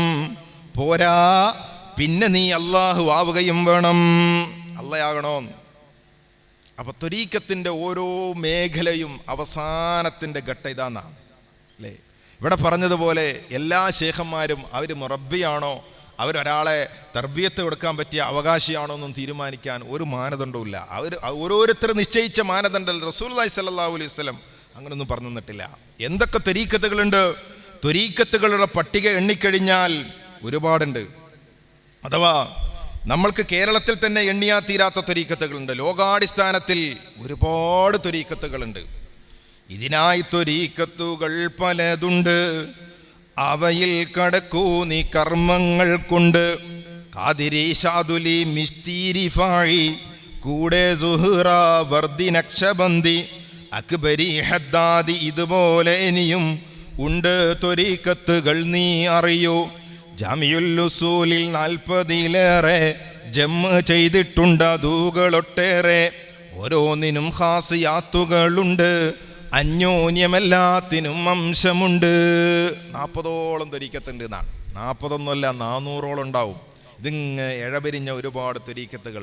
ഒരു ഷെയ്ഖിൽ നിന്ന് മറ്റൊരു മുരീദ് സ്വയം ഷെയ്ഖായി മാറിയ കഥ, എന്നിട്ട് ആ ഷെയ്ഖിനെ തോൽപ്പിക്കുന്ന കഥ. ഇപ്പൊ മുഹീദ്ദീൻമാലയും റിഫായിമാലയും തമ്മിലുള്ള വ്യത്യാസം എന്താ? ഒരു കാലത്ത് നമ്മൾ കൃത്യമായി ഇത് കേട്ടതാണ്, അത് ഞാൻ ആവർത്തിക്കുന്നില്ല. എന്താ? മുഹീദ്ദീൻ മാലയിൽ എന്ത് പറഞ്ഞോ അതിനെ ഗണ്ണിക്കുകയാണ് റിഫായി മാല. മൊയ്തീൻ വഴി മൊയ്തീൻ ഷെയ്ഖിൻ്റെ ഖാദിരി ത്വരീഖത്ത് സ്വീകരിക്കുന്നവനല്ല, റിഫായി ഷെയ്ഖിൻ്റെ അത്വരീഖത്ത് സ്വീകരിച്ചവരാണ് രക്ഷപ്പെടുക എന്ന് സമർത്ഥിക്കുകയാണ് റിഫായി മാല ചെയ്യുന്നത്. ഒന്നിൽ കുത്തുബാണെങ്കിൽ ഞങ്ങൾ കുത്തുബിൻ്റെ മേലക്കാല് വെച്ചവരാന്ന് പറയും, ഒന്നിൽ ഏതെങ്കിലും ഒരു കറാമത്ത് പറഞ്ഞാൽ അക്കറാമത്തിനെ മറികടക്കുന്ന രൂപത്തിൽ മറ്റേ മാലയിൽ പറയും. ഇങ്ങനെ ത്വരീക്കത്തുകൾ നിരവധി ലോകത്ത് കടന്നു വന്നു. ഓരോ ത്വരീക്കത്തുകളും പരസ്പരം മാത്സര്യത്തിലായിരുന്നു എന്നാണ്. പ്രിയപ്പെട്ടവരെ, ത്വരീക്കത്ത് എന്ന് പറഞ്ഞാൽ അത് വഴി, സരണി, മാർഗം എന്നൊക്കെയാണ് അർത്ഥം. നബി സല്ലല്ലാഹു അലൈഹി വസല്ലമ കാണിച്ച മാർഗമാണ് മുസ്ലിങ്ങളുടെ മുമ്പിലുള്ള മാർഗം. വഅന്ന ഹാദാ സിറാത്തി മുസ്തഖീമ. നബി സല്ലല്ലാഹു അലൈഹി വസല്ലമ കാണിച്ചു തന്ന മാർഗം അതാണ് ശരിയായ മാർഗം. ഒരുപാട് വഴികൾ ലോകത്തുണ്ടാകും, ആ വഴികളൊന്നും പിൻപറ്റാൻ പോകരുത് എന്നാണ്. ഇബാദത്തില്ലാത്ത ത്വരീക്കത്തുകളുണ്ടല്ലോ. വയനാട് ജില്ലയിൽ ഒരു ദിവസം ഞങ്ങൾ ഖുർആനുമായി ബന്ധപ്പെട്ട എക്സിബിഷൻ നടത്തുന്നൊരു സമയം, അവസാനത്തെ കൗണ്ടറിൽ ആളുകൾക്ക് സംശയ ദൂരീകരിക്കാനുള്ള അവസരമായിരുന്നു. അവർ +2 പഠിക്കുന്ന ചെറുപ്പക്കാരൻ വന്നു. ആ ചെറുപ്പക്കാരൻ പറഞ്ഞത്, നിസ്കാരമുണ്ടോ, ജുമയ്ക്കൊക്കെ പോകണോ? ഞങ്ങളെ ഉസ്താദ് അതൊന്നും വേണ്ടാന്നാണല്ലോ പറഞ്ഞത്. അപ്പോൾ ഏതാ ഒരു ത്വരീക്കത്തിൻ്റെ ആളാ. ഉസ്താദ് പറഞ്ഞു, ജുമുഅ എന്ന് പറഞ്ഞാൽ ഒരുമിച്ച് കൂടല, കുടുംബക്കാരെല്ലാവരും കൂടി വീട്ടിൽ ഒരുമിച്ച് കൂടിയാൽ തന്നെ ജുമുഅ എന്ന് പറഞ്ഞു കൊടുക്കുക. +2 പഠിക്കുന്ന ചെറുപ്പക്കാരനാ. ഇങ്ങനെ പിഴച്ച കക്ഷികളിൽ എത്തിച്ചേരുമ്പോൾ ഒന്നും വേണ്ടാന്ന് പഠിപ്പിക്കുന്ന ആളുകൾ, നിസ്കാരവും വേണ്ട, വെറും ദിക്ർ മതി എന്ന് മാത്രം പഠിപ്പിക്കുന്ന ആളുകൾ, അഖിമിസ്സലാത്ത ലിദിക്രി എന്ന ഖുർആന്റെ ആയത്തിനെ ദുർവ്യാഖ്യാനിക്കുന്ന ത്വരീക്കത്തുകാർ. നിസ്കാരം വേണ്ട, ദിക്ർ മതി, പടച്ചോനെ ഓർമ്മിക്കാനാണ് ദിക്ർ, അപ്പം നിസ്കാരമില്ലെങ്കിലും ദിക്റുണ്ടെങ്കിൽ അത് മതി എന്നാണ്. ഇങ്ങനെ ഖുർആനിൻ്റെ ആയത്തുകളെ ദുർവ്യാഖ്യാനിക്കുന്നവർ, ഇബാദത്തുകളെ തിരസ്കരിക്കുന്നവർ, മനുഷ്യജീവിതത്തിൽ ശരിയായ വഴി കാണിക്കാൻ വന്ന റസൂലുള്ളാഹി സ്വല്ലല്ലാഹു അലൈഹി വസല്ലമയുടെ വഴി എന്താ? മരിക്കുന്നത് വരെ ഇബാദത്തുകൾ എടുത്തിട്ട് തന്നെയാണ്. എന്നാൽ ഒരു മനുഷ്യൻ ത്വരീക്കത്തിലൂടെ പ്രവേശിച്ച് അവസാനം അള്ളാഹുവും അവനും ഒന്നാവുമല്ലോ, ഫനായിൽ പ്രവേശിക്കല്ലോ, അപ്പം പിന്നെ ഇബാദത്തുകൾ വേണ്ട എന്ന് തന്നെ എഴുതി വെച്ചിട്ടുണ്ടെന്നാണ്. അതൊരു തരം ഭ്രാന്താണ് എന്ന് വേണമെങ്കിൽ പറയാം. പക്ഷേ ഭ്രാന്തന് ഇബാദത്തില്ല എന്ന് പറയാം. അത് ഇസ്ലാമിൻ്റെ വഴിയും അത് ഒരു മനുഷ്യൻ്റെ മോക്ഷത്തിൻ്റെ വഴിയുമാണ് എന്ന് പറയുമ്പോഴാണ് നാം അതിനെ എതിർക്കാൻ നിൽക്കുന്നത്. ഇതിൻ്റെ 220-ാമത്തെ പേജിൽ പറയുന്നുണ്ട്, ഉബൂദിയ്യത്ത് എന്ന ദാസ്യവൃത്തിക്ക് അടിസ്ഥാനം ഫർഖാണ്. അള്ളയും നമ്മളും രണ്ടാകുമ്പോഴാണ് അള്ളാഹ്ക്ക് നമ്മൾ ഇബാദത്ത് ചെയ്യേണ്ടത് എന്നാണ് അതിനർത്ഥം. അള്ളാഹുവിനെ നമ്മൾ ഇബാദത്ത് ചെയ്യേണ്ടതപ്പ മാ ഖലഖത്തുൽ ജിന്ന വൽ ഇൻസ ഇല്ലാ ലിയഅ്ബുദൂ എന്ന് ഖുർആൻ പറഞ്ഞില്ലേ? ജിന്നുകളെയും മനുഷ്യരെയും അള്ളാഹു പടച്ചത് ഇബാദത്ത് ചെയ്യാനാണെന്ന് പറഞ്ഞല്ലോ. ആ ഇബാദത്ത് അള്ളാഹു വേറെയും നമ്മൾ വേറെയുമാകുമ്പോഴാണ്, അതായത് അള്ളാഹുവിന് ദാസ്യവൃത്തി ചെയ്യുന്നതിൻ്റെ പ്രസക്തി സാക്ഷാൽ അസ്തിത്വവും ആപേക്ഷിക അസ്തിത്വങ്ങളും വെവ്വേറെ കാണുന്ന ഫർക്കിലാണ്. യഥാർത്ഥത്തിൽ ഇവ രണ്ടല്ലെങ്കിലും ഏകത്വത്തിലെ അനേകത്വമായി കാണുന്നത് ഫർക്കിലാണ്. അപ്പോഴേ ഇബാദത്തിന് പ്രസക്തിയുള്ളൂ. അപ്പോൾ അള്ളയും നമ്മളും രണ്ടാന്ന് കരുതുമ്പോഴേ ഇബാദത്തിന് പ്രസക്തിയുള്ളൂ. ജംഇൽ ഇബാദത്തിന് അർത്ഥമില്ലാതാകുന്നു. കാരണം എവിടെ കാണുന്നതും അള്ളാഹു മാത്രമാകുമ്പോൾ ആരെ ആരാധിക്കും? മറകളിൽപ്പെട്ടവർ ഈ സത്യം കാണുന്നില്ല. മറ നീങ്ങുന്ന ഫനായിലാണ് സത്യം അനുഭവമാകുന്നത്. മറകൾ നീങ്ങലാണ് ആത്മവിസ്മൃതിയിലെത്തുന്ന ഫന. അപ്പം അവിടെ എത്തുമ്പോൾ അള്ളയും നമ്മൾ ഒന്നാകും. പിന്നെയോ പിന്നെ ആരാധിക്കാനുണ്ടാവില്ലല്ലോ. നമ്മൾ തന്നെ അള്ളയായാൽ പിന്നെ ആരാധിക്കാനാ? ഇതാണ് പറയുന്നത്. ഇർഫാനിൽ മുങ്ങി ആത്മവിസ്മൃതിയിൽ ലഹരിമൂത്ത് വകതിരിവില്ലാതാകുന്ന അവസ്ഥയാണത്. പച്ച മലയാളത്തിൽ മൂച്ചിപ്പിരാന്ത് എന്ന് പറയും. ത്വരീക്കത്ത് കയറി അവിടെ എത്തുന്നാ പറയുന്നത്.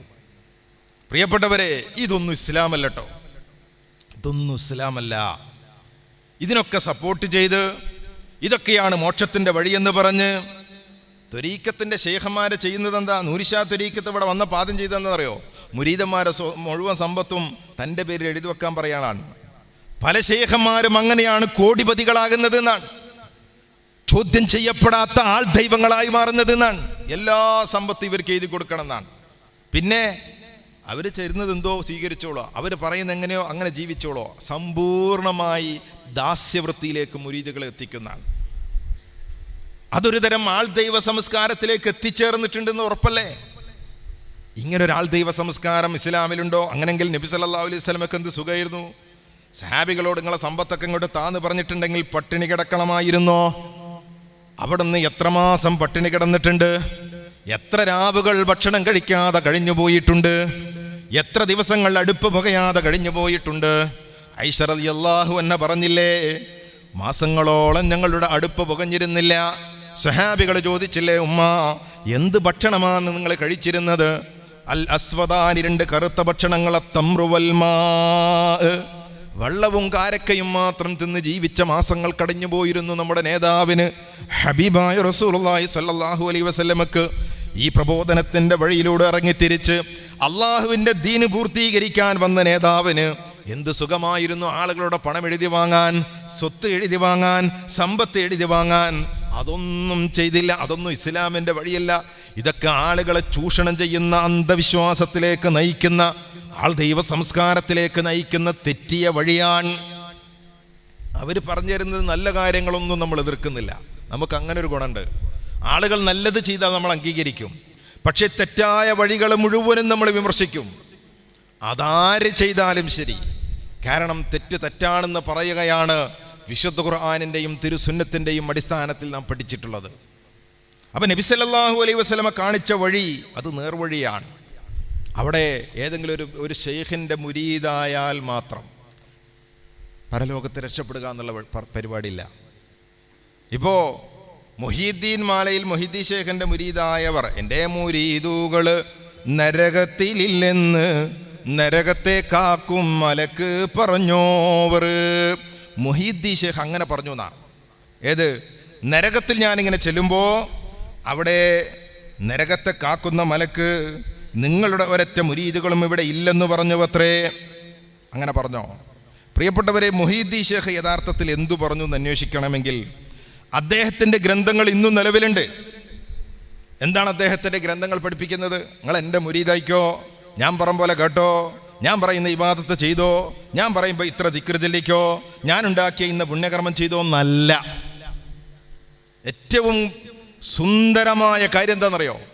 നമ്മൾ ഈ പറയുന്ന നേർവഴിയുടെ അടയാളം എന്താ? നമ്മൾ നേർവഴിയുടെ അടയാളവും സ്കെയിലും മാനദണ്ഡവും പറയുന്നത് അള്ളാഹുവിൻ്റെ ഗ്രന്ഥവും മുത്തു മുസ്തഫ സല്ലല്ലാഹു അലൈഹി വസല്ലമയുടെ സുന്നത്തും. അത് വിട്ടിട്ടുള്ളൊരു കളിയില്ല. അത് തന്നെയാണ് മൊയ്തീൻ ഷെയ്ഖും പറഞ്ഞത്. അദ്ദേഹത്തിൻ്റെ ഫുതൂഹുൽ ഗൈബ് എന്ന് പറയുന്ന ഗ്രന്ഥത്തിൽ അദ്ദേഹം പറഞ്ഞുതരാണ്, വജഅലിൽ കിതാബ വസ്സുന്ന അമാമക്, നിന്റെ മുമ്പിൽ അള്ളാഹുവിൻ്റെ ഗ്രന്ഥവും മുത്തു മുസ്തഫ സല്ലല്ലാഹു അലൈഹി വസല്ലമയുടെ സുന്നത്തും ഉണ്ടാകണം. വൻദുർ ഫീഹിമാ, നീ അതിലേക്ക് നോക്കണം. വഅമൽ ബിഹിമാ, അതുകൊണ്ട് നീ അമൽ ചെയ്യണം. ആരാ പറയുന്നത്? മുഹീദ്ദീൻ ഷെയ്ഖ്. ഞാൻ പറഞ്ഞ പോലെ കേട്ടാൽ മതി എന്നല്ല. നിനക്ക് നിന്റെ മുമ്പിൽ കിതാബ് അള്ളാഹുവിൻ്റെ ഗ്രന്ഥമുണ്ടാകണം, ഖുർആൻ ഉണ്ടാകണം, മുത്തു മുസ്തഫ സല്ലല്ലാഹു അലൈഹി വസല്ലമയുടെ ഹദീസ് ഉണ്ടാകണം. എന്നിട്ട് ഒന്നുകൂടി പറഞ്ഞു, എന്താ? വലാ തഗ്തറ ബിൽ ഖാല വൽ ഖീൽ, കാലയിലും കീലയിലും വഞ്ചിതനായി പോണ്ട. ഇന്ന് ഷെയ്ഖ് പറഞ്ഞു, ഇന്ന് മഹാൻ പറഞ്ഞു, ഇന്ന് ഇമാമ് പറഞ്ഞു, ഇന്ന് ഉസ്താദ് പറഞ്ഞു. ഇതൊന്നും നിന്നെ വഞ്ചിക്കണ്ട എന്നാണ്. ഇതൊന്നും നീ കേൾക്കണ്ട. നിന്റെ മുമ്പിൽ അള്ളാഹുവിൻ്റെ ഗ്രന്ഥമുണ്ട്, ഹബീബായ റസൂലുള്ളാഹി സ്വല്ലല്ലാഹു അലൈഹി വസല്ലമയുടെ സുന്നത്തുണ്ട്. എന്നിട്ട് അവിടെ നിന്ന് ഖുർആനിൻ്റെ ആയത്തും അതിനെ ചേർത്തി പറഞ്ഞു, വമാ ആതാകുമുർ റസൂലു ഫഖുദൂഹു വമാ നഹാകും അൻഹു ഫന്തഹു വത്തഖുല്ലാഹ്. ആയത്ത് പറഞ്ഞിട്ടാണ് മൊയ്തീൻ ഷെയ്ഖ് പഠിപ്പിക്കുന്നത്. ഇതന്നെ എല്ലാ കാലഘട്ടത്തിൽ ഓരോ മുജദ്ദിദുകളും ഓരോ പണ്ഡിതരും ഓരോ പ്രബോധകരും സുന്നത്ത് ജമാഅത്തിൻ്റെ ഉലമാക്കളും ഒക്കെ പറഞ്ഞത് ഈ വിശുദ്ധ ഖുർആനും ഈ തിരുസുന്നത്തും പിൻപറ്റാനാണ്. ത്വരീഖത്തിൻ്റെ വഴിയെന്ന് പറയുന്നത് ഇസ്ലാമിൻ്റെ വഴിയല്ല എന്ന് ചുരുക്കം. പ്രിയപ്പെട്ടവരെ, ഇനി ഒരാൾ ത്വരീഖത്ത് കൂടിയാൽ എന്താ കുഴപ്പമെന്നാണ്. അപ്പം ഞാൻ ഈ പറഞ്ഞ ഏതെങ്കിലും ഒരു ത്വരീഖത്ത് ഖുർആനിൻ്റെയും സുന്നത്തിൻ്റെയും മാത്രം അടിസ്ഥാനത്തിൽ അങ്ങനെ ഉണ്ടാവും ഒരു ത്വരീഖത്ത് ഇല്ല എന്നാണ്. കാരണം ത്വരീഖത്തിൽ കൂടണമെങ്കിൽ തന്നെ ഷെയ്ഖിനെ ബൈഅത്ത് ചെയ്യണം എന്നാണ്. ബൈഅത്ത് ചെയ്യാതെ ത്വരീഖത്തില്ല. ബൈഅത്ത് ചെയ്യാന്ന് പറഞ്ഞാൽ എന്താ? ഷെയ്ഖ് എന്ത് പറഞ്ഞോ അത് മതത്തിൻ്റെ കർമ്മമായി സ്വീകരിക്കാന്നാണ്. അങ്ങനെ ഒരു അന്ധമായ തഖ്ലീദ് ഇസ്ലാമിലില്ല. എല്ലാവർക്കും തെറ്റുപറ്റുമെന്ന് വിശ്വസിപ്പിക്കുകയായിരുന്നു റസൂലുള്ളാഹി സ്വല്ലല്ലാഹു അലൈഹി വസല്ലം. തനിക്ക് പോലും മാനുഷികമായ അബദ്ധങ്ങൾ സംഭവിക്കും എന്ന് നബി സല്ലല്ലാഹു അലൈഹി വസല്ലം സൂചിപ്പിച്ചിട്ടുണ്ട്. മാനുഷികമായ അബദ്ധങ്ങൾ, മതപരമായതല്ല. അപ്പോൾ അങ്ങനെ പഠിപ്പിക്കപ്പെട്ട ഒരു മതത്തിൻ്റെ അനുയായികൾക്ക് റസൂലുള്ളാഹി സ്വല്ലല്ലാഹു അലൈഹി വസല്ലം പഠിപ്പിച്ച ദീൻ വളരെ കൃത്യമായി അവരുടെ ജീവിതത്തിൽ ഉണ്ടാവുക എന്നതല്ലാതെ അന്ധമായ ഒരു ശൈഖിനെ പിൻപറ്റുക എന്ന രീതിയേ ഇല്ല. നബി സല്ലല്ലാഹു അലൈഹി വസല്ലം അങ്ങനെ ഒരു രീതി പഠിപ്പിച്ചിട്ടുമില്ല. അതുകൊണ്ടാണ് ഇത് ശിയായിസമാണ് ഇതിൻ്റെ അടിത്തറ എന്ന് പറയുന്നത്. ഖുർആനല്ലാത്ത വേറൊരു കിതാബുണ്ട് എന്നാണ്. അതിന് ജഫർ കിതാബെന്നോ അങ്ങനെ പല പേരുകളും പറയാറുണ്ട്. അതിൽ രഹസ്യങ്ങൾ, അന്തസാരങ്ങൾ, ഉൾസാരങ്ങൾ എന്നൊക്കെ പറഞ്ഞ് ഒരുപാട് കാര്യങ്ങളുണ്ട്. നമ്മൾ ഇന്ന് ബാഹ്യമായി മനസ്സിലാക്കുന്ന ഖുർആൻ്റെ അർത്ഥമൊന്നുമല്ല യഥാർത്ഥത്തിൽ അർത്ഥം. അതിനൊക്കെ വേറെ അർത്ഥമുണ്ട്. ഇതാണ് അങ്ങനെ ഒരുപാട് അർത്ഥങ്ങളെ ദുർവ്യാഖ്യാനിച്ചുകൊണ്ട് വിശദീകരിക്കുന്ന തഫ്സീറുകൾ വരെ ലോകത്തിറങ്ങിയിട്ടുണ്ട്. അപ്പോൾ സൂഫിസം പഴച്ചു പോകുന്നത് അങ്ങനെയാണ്. അതുകൊണ്ട് പ്രിയപ്പെട്ടവരെ, റസൂലുള്ളാഹി സ്വല്ലല്ലാഹു അലൈഹി വസല്ലം നമുക്ക് മുമ്പിൽ കാണിച്ചു തന്ന വഴി വളരെ കൃത്യമാണ്. അവിടെ ഈ ദുർഗ്രാഹ്യതകൾ, ഇപ്പോൾ സൂഫി വര്യൻ എന്ന് നമ്മൾ പല ആളുകളെ പറ്റിയും കേൾക്കാറുണ്ട്. കേരളത്തിൽ തന്നെ മരണപ്പെട്ടു പോകുന്ന പല ആളുകളെ പറ്റിയും അയാൾ വലിയ സൂഫിയായിരുന്നു എന്നൊക്കെ പറയാറുണ്ട്. ഇങ്ങനെ സൂഫി എന്ന് പറയുന്ന ആളുകൾ യഥാർത്ഥത്തിൽ എന്തൊക്കെ ക്വാളിറ്റി ഉണ്ടാകണമെന്ന് സൂഫികളെ അംഗീകരിക്കുകയും സൂഫിസം എന്ന് പറയുന്നതിനെ മുഖവിലക്കെടുക്കുകയും ഒക്കെ ചെയ്യുന്ന ആളുകളൊക്കെ പറയുന്നുണ്ട്. അതൊന്നും ഇസ്ലാമികമായി അംഗീകരിക്കാൻ പറ്റുന്നതല്ല. ഒരു പ്രത്യേക പട്ടുധരിക്കുകയും പുതപ്പ് ധരിക്കുകയും ദുനിയാവിനെ സമ്പൂർണമായി ത്യജിക്കുകയും ഒക്കെ ചെയ്യുന്ന ഒരവസ്ഥ. അങ്ങനെ ആരുള്ളത്? അങ്ങനെ ഒരു മനുഷ്യനോട് ജീവിക്കാൻ പറഞ്ഞിട്ടില്ല. ഇസ്ലാം പറഞ്ഞെന്താണെന്നറിയോ? ജീവിക്കാനാണ്. ഇവിടെ മനുഷ്യർ വഴിതെറ്റുന്ന രണ്ട് ഘട്ടങ്ങൾ. ഒന്ന്, ജീവിതത്തിൽ നിന്ന് ഒളിച്ചോടുക, മറ്റൊന്ന് മരിക്കാൻ ശ്രമിക്കുക. ഇത് രണ്ടും അപകടം. ഒന്ന് തീവ്രവാദമാണെങ്കിൽ മറ്റൊന്ന് അതിരുകടന്ന സൂഫിസവും ഇപ്പറയപ്പെട്ടിട്ടുള്ള അതിരുകടന്നിട്ടുള്ള ആത്മീയവാദവുമാണ്. ലോകത്ത് ഇത് രണ്ടും അപകടമാണ്. ഇപ്പം ഇന്ത്യ മഹാരാജ്യത്ത് സൂഫി സമ്മേളനം സംഘടിപ്പിച്ചിട്ട് ഇതാണ് യഥാർത്ഥത്തിൽ ഇസ്ലാം എന്ന് പ്രഖ്യാപിക്കാനുള്ള കാരണം എന്താ? ഇവരെ സംബന്ധിച്ചിടത്തോളം ഇവർക്കും അറിയാം, പുറത്തുള്ളവർക്കും അറിയാം, മുസ്ലിങ്ങൾക്കും അറിയാം ഇതൊരു പഴച്ച മാർഗമാണ്. എവിടെയെങ്കിലും കൂടി 4 ദിക്റും ചൊല്ലി കുറച്ച് ആട്ടോ ആടി അവർ പൊയ്ക്കോളും.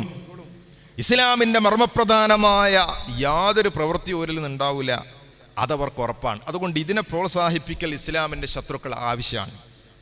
രണ്ടാമത്തെ ഭാഗം എന്താ? ആളുകൾക്കിടയിൽ നിന്നുകൊണ്ട് ജീവിക്കുക എന്നതാണ് നബി സല്ലല്ലാഹു അലൈഹി വസല്ലം പഠിപ്പിച്ചത്. അപ്പോൾ കുടുംബം വേണം, മക്കൾ വേണം, സമൂഹം വേണം, കച്ചവടം വേണം, ജോലി വേണം. അങ്ങനെ ജീവിച്ചുള്ള ജിഹാദാണ്, അല്ലാതെ മരിക്കാൻ പോക്കല്ല. അത് തീവ്രവാദമാണ്. ഇത് രണ്ടും അതിരുകടന്ന രണ്ട് വഴിയാണ്. ജീവിക്കാൻ കുറച്ച് പ്രയാസമാണ്. ശരിയായ പച്ച മനുഷ്യനായി ജീവിക്കാൻ കാട്ടിലേക്ക് പോകാൻ എളുപ്പല്ലേ അല്ലേ? കുടുംബം വേണ്ട, മക്കൾ വേണ്ട. ഇപ്പം മടവൂർ വലിയനെ പറ്റി എന്താ പറയാറുള്ളത്? അദ്ദേഹം വലിയായത് തന്നെ ഭാര്യ ത്വലാഖ് ചൊല്ലിയപ്പോഴാണ്. കാരണം അദ്ദേഹത്തിന് ആദ്യമൊക്കെ ഇൽമുണ്ടായിരുന്നു, കുറച്ച് കാലം കഴിഞ്ഞപ്പോൾ റിയാദയിലെത്തി എന്ന് പറഞ്ഞാൽ ആത്മീയമായ വഴിയിൽ ചേർന്നു. പിന്നെ ത്യജിക്കാൻ തുടങ്ങി, ദുനിയാവിനെ ത്യജിക്കാൻ തുടങ്ങി. അവസാനം ഭാര്യയെ ത്വലാഖ് ചൊല്ലിയെന്നാണ്. ഇങ്ങനൊരു ഇസ്ലാം ഇല്ല പ്രിയപ്പെട്ടവരെ. നമ്മളെപ്പോഴും കേൾക്കാറുള്ളൊരു ഹദീസില്ലേ, നമ്മുടെ പ്രമാണം അവിടെയാണ്. എന്തുകൊണ്ടാണ് ഒരാൾ ഭാര്യ ഉപേക്ഷിച്ചാൽ എന്താ കുഴപ്പമാണ്? നബി സല്ലല്ലാഹു അലൈഹി വസല്ലമയുടെ അടുത്തേക്ക് 3 സഹാബികൾ വന്നില്ലേ? ആ സഹാബികൾ വന്നിട്ട് റസൂലുള്ളാഹി സ്വല്ലല്ലാഹു അലൈഹി വസല്ലമയുടെ ജീവിതം എങ്ങനെയെന്ന് ചോദിച്ചില്ലേ? അപ്പോൾ ഭാര്യമാർ പറഞ്ഞു കൊടുത്തില്ലേ? ഇത് കുറച്ച് കുറഞ്ഞു പോയി എന്നവർക്ക് തോന്നിയില്ലേ? എന്നിട്ടവരൊരു തീരുമാനമെടുത്തില്ലേ? എന്താ തീരുമാനം? ഞാനിനി എല്ലാ ദിവസവും രാത്രി ഉറങ്ങാതെ നിസ്കരിക്കും. നല്ലതല്ലേ? മറ്റൊരാൾ പറഞ്ഞു, എനിക്കിനി കുടുംബം വേണ്ട, മക്കൾ വേണ്ട. കുടുംബവും മക്കളുമൊക്കെ ഇബാദത്തിന് തടസ്സമാണ്. അതുകൊണ്ട് ഞാനിനി മുഴുസമയം ഇബാദത്തിന് തന്നെ ചെയ്യും. മൂന്നാമത്തെ ആളെന്ത് പറഞ്ഞു? ഞാനിനി എല്ലാ ദിവസവും സുന്നത്ത് നോമ്പെടുക്കും, ഒറ്റ ദിവസവും സുന്നത്ത് നോമ്പ് ഒഴിവാക്കില്ല അല്ലേ? തസവുഫിൻ്റെയും ത്വരീക്കത്തിൻ്റെയും ഒക്കെ ഭാഗത്ത് നിന്ന് ചിന്തിക്കുമ്പോൾ ഇതൊക്കെ വലിയ സംഭവമാണ്, ഇതൊക്കെ ആവശ്യമാണ്, ഇതൊക്കെ ചെയ്യേണ്ടതാണ് എന്നൊക്കെ നമുക്ക് തോന്നാം. അങ്ങനെ ചെയ്യണോ അല്ലേ? ഒരു രാത്രി 400 റക്അത്ത് നിസ്കരിച്ച കഥക്ക് ഇതിൽ പറയുന്നുണ്ട്. ഒരു രാത്രി 400 റക്അത്ത് നിസ്കരിക്കുക എന്ന് പറഞ്ഞാൽ ഒരു റക്അത്തിന് എത്ര മിനിറ്റ് എടുക്കും? നിങ്ങൾ ആലോചിച്ചാൽ മതി. നബി സല്ലല്ലാഹു അലൈഹി വസല്ലം സഹാബികളുടെ ഈ തീരുമാനം കേട്ടപ്പോൾ എന്താ പറഞ്ഞത്? നല്ല കാര്യം, നിങ്ങൾ അല്ലാഹുവിൽ ഫനാ ആവുക, ബഖാ ആവുക, വിലയം പ്രാപിക്കുക, നിങ്ങൾ വിജയിക്കുക എന്നല്ല. അവിടെ നിന്ന് അവരെ വിളിച്ചു ചോദിച്ചു, നിങ്ങളാണോ ഇങ്ങനെ പ്രതിജ്ഞയെടുത്തത്? പറഞ്ഞു അതെ. നബി സല്ലല്ലാഹു അലൈഹി വസല്ലം പറഞ്ഞു, നിങ്ങൾ എന്നെ കാണണം, ഞാൻ രാത്രി ഉറങ്ങാറുണ്ട്, രാത്രിയിൽ ഞാൻ എഴുന്നേറ്റ് തഹജ്ജുദ് നമസ്കരിക്കാറുണ്ട്. നിന്റെ കണ്ണിനോട് നിനക്ക് ബാധ്യതയുണ്ട്, നിന്റെ ശരീരത്തോട് നിനക്ക് ബാധ്യതയുണ്ട്. അവിടുന്ന് പറഞ്ഞു, ഞാൻ സുന്നത്ത് നോമ്പ് എടുക്കാറുണ്ട്. സുന്നത്ത് നോമ്പ് ചിലപ്പോൾ എടുക്കുമ്പോൾ ചില ദിവസങ്ങളിൽ സുന്നത്ത് നോമ്പ് എടുക്കാതിരിക്കാറുണ്ട്. നിന്റെ ശരീരത്തോട് നിനക്ക് ബാധ്യതയുണ്ട്. എനിക്ക് ഭാര്യയുണ്ട്, എനിക്ക് മക്കളുണ്ട്, നിന്റെ കുടുംബത്തോട് നിനക്ക് ബാധ്യതയുണ്ട്. ഇങ്ങനെ ഇതാണ് എൻ്റെ ഏറ്റവും നല്ല ശരിയായ ജീവിതം, ഞാനാണ് നിങ്ങളിൽ നിന്ന് ഏറ്റവും ഭക്തനായവൻ, ഞാനാണ് നിങ്ങളിൽ നിന്ന് ഏറ്റവും തഖ്വയുള്ളവൻ. ഫമൻ റഗിബ അൻ സുന്നത്തി ഫലൈസ മിന്നി. ഈ വഴി തെറ്റിപ്പോയാൽ, ഇതിനപ്പുറത്ത് വലിയ ആളാകാൻ നോക്കിയാൽ അവൻ എന്നിൽപ്പെട്ടവനല്ല.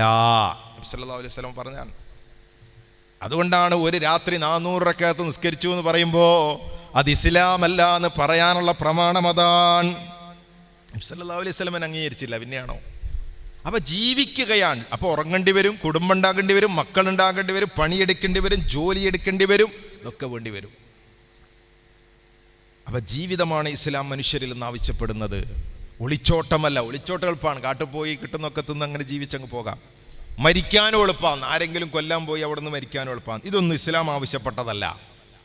പച്ച മനുഷ്യനായി ആളുകളെ സ്നേഹിച്ച് സേവിച്ച് ആളുകൾക്കിടയിലിറങ്ങി ഒരു മനുഷ്യനായി ജീവിക്കാൻ, ഒരു നല്ല മനുഷ്യനായി ജീവിക്കാൻ ഇസ്ലാം കൽപ്പിക്കുന്നു. അതാണ് ഇസ്ലാം. സൂഫിസോ ജീവിതത്തിൽ നിന്ന് ഒളിച്ചോട്ടം പഠിപ്പിക്കുന്നു, അല്ലേ? സൂഫിസത്തിൻ്റെ ചെറിയ ചില ഭാഗങ്ങളൊക്കെ നമ്മുടെ ചില ആളുകളിലുണ്ട്. അവർ സൂഫികളാണെന്ന് പറയൊന്നുമില്ല, അവർ ത്വരീഖത്തിൻ്റെ ആളുകളാകണമെന്നില്ല. പക്ഷേ അവരെന്ത് പറയുന്നറിയോ? കുടുംബമൊക്കെ അവിടെ നിന്നോട്ടെ, പടച്ചോ നോക്കിക്കോളും, നമുക്ക് പോവാന്ന് പറഞ്ഞ് പോകും. അങ്ങനെ 3 4 ഒരു വർഷമോ 4 മാസമോ ഒക്കെ അങ്ങനെ പോകുന്ന ആളുകളുണ്ട്. കുടുംബത്തിൻ്റെ അവസ്ഥകളൊക്കെ ശരിയായ രൂപത്തിൽ പാലിക്കാതെയാണ് പലരും പോകുന്നതെങ്കിൽ അതിൽ ഇസ്ലാമല്ല, അല്ലേ? ചില അനുഭവങ്ങൾ പറയാറുണ്ട്. ഒരാൾ എന്നോട് സങ്കടം പറഞ്ഞു, സാധേ പെങ്ങൾക്ക് 32 വയസ്സായി, ഉപ്പങ്ങനെ പുറപ്പെടന്നെ എന്ന് പറഞ്ഞാൽ പെങ്ങളെ തിരിഞ്ഞു നോക്കാനും പെങ്ങളെ ആവശ്യമുള്ള ഒരു ഭർത്താവിന് കെട്ടിച്ചു കൊടുക്കാനും വരെ സമയമില്ല, പടച്ചോനെ തവക്കുലാക്കിയിരിക്കാന്ന. അപ്പൊ അങ്ങനെ ജീവിതത്തിൽ നിന്ന് ഒളിച്ചോട്ടമുള്ള ഒന്നും ഇസ്ലാം അംഗീകരിക്കുന്നില്ല കേട്ടോ. അപ്പൊ കുടുംബം വേണം, അവരെ നോക്കണം, അവർക്ക് വേണ്ടി പണിയെടുക്കണം, ഇബാദത്തെടുക്കണം. ശരിയായ വഴി അതാണ്. അവിടെ നിന്ന് വിട്ടുകഴിഞ്ഞാൽ അതെൻ്റെ മാർഗമല്ലെന്ന് നബി സല്ലല്ലാഹു അലൈഹി വസല്ലമ പഠിപ്പിച്ചിട്ടുണ്ട്. ത്വരീഖത്തിലെത്തുമ്പോൾ ഒരു പരിധിവരെ ഈ രൂപത്തിൽ സന്യാസത്തിലേക്ക് എത്തിച്ചേരുന്ന, പച്ചവെള്ളം കുടിക്കാതെ ഒരാഴ്ച ജീവിച്ചു, ഒരാഴ്ചയിൽ ഒരിക്കൽ മാത്രമാണ് ജുനൈദുൽ ബഗ്ദാദി ഭക്ഷണം കഴിച്ചത് എന്നൊക്കെ ഇതിൽ എഴുതി വെച്ചിട്ടുണ്ട്. അപ്പോൾ ഈ രൂപത്തിൽ സൂഫിസത്തെ പരിചയപ്പെടുത്തി 3 മാസം വരെ ഒതുമുറിയാതെ ജീവിച്ചു. 3 മാസം വരെ ഒതുമുറിയാതെ ഒരാൾ ജീവിക്കണമെങ്കിൽ എന്തായിരിക്കും അവൻ്റെ അവസ്ഥ? 3 മാസം വരെ വുളുമുറിയാതെ ഒരേ വുളു കൊണ്ട് നിസ്കരിക്കാൻ ശൈഖ് അവറുകൾക്ക് സാധിക്കുകയുണ്ടായി. ഇതൊക്കെയാണ് ത്വരീഖത്തും സൂഫിസും ഒക്കെ എത്തിച്ചേർക്കുന്ന വഴികളെപ്പറ്റി പറഞ്ഞിരുന്നത്. ഇതൊക്കെ പച്ച അബദ്ധമാണ്, അല്ലേ? ഒരു ദിവസം പോലും ഒരാൾക്ക് വുളു എടുക്കാതെ ഒരു ഒറ്റ വുളുവിൽ പൂർത്തിയാവുമോ? അപ്പോൾ ഉറങ്ങണ്ടേ? വെള്ളം കുടിക്കണ്ടേ? ബാത്റൂമിൽ പോകണ്ടേ? ഒന്നുമില്ലേ? അപ്പം ഇതൊക്കെ വെറുതെ ആളുകളെ പറ്റിക്കുകയും കബളിപ്പിക്കുകയും ഈ രൂപത്തിലുള്ള പ്രവർത്തികളാണ്.